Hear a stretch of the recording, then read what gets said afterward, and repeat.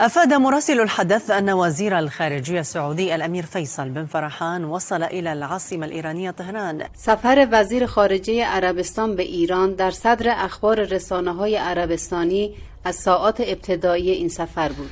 وصل وزير الخارجية الأمير فيصل بن فرحان إلى العاصمة الإيرانية طهران. علاوه بر شبکه‌های تلویزیونی، رسانه‌های دیگر عربی و غیر عربی عربستان هم به بررسی و تحلیل حضور بن فرحان در ایران پرداختند. از شرق الاوسط این سفر را تاریخی خواند و روزنامه عکاظ نوشت پس از 10 سال رابطه ایران و عربستان وارد مرحله جدیدی شده است.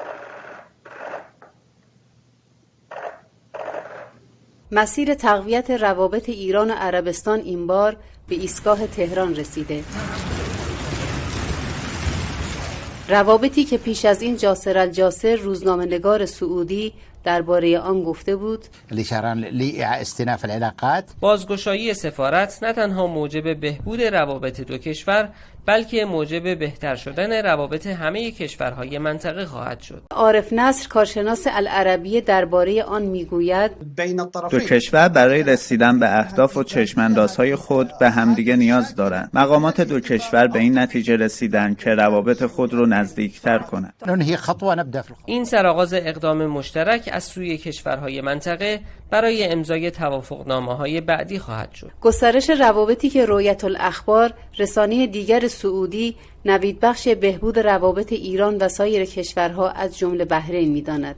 إذا ننقل لكم مشاهدينا هذه الصور لوصول وزير الخارجية السعودي فيصل بن فرحان إلى إيران. به گفته کارشناسان توسعه اقتصادی از نتایج بهبود روابط تهران ریاض است. تفاهمات اقتصادیه در پی این توافق فرصت همکاری اقتصادی بین دو کشور و سرمایه گذاری ها فراهم می شود. سرمایه گذاران در سایه روابط خوب دو کشور با اطمینان سرمایه گذاری خواهند کرد. آنچه محمد الجدعان وزیر امور مالی و دارایی عربستان آن را فرصتی برای افزایش سرمایه گذاری بین دو کشور می داند.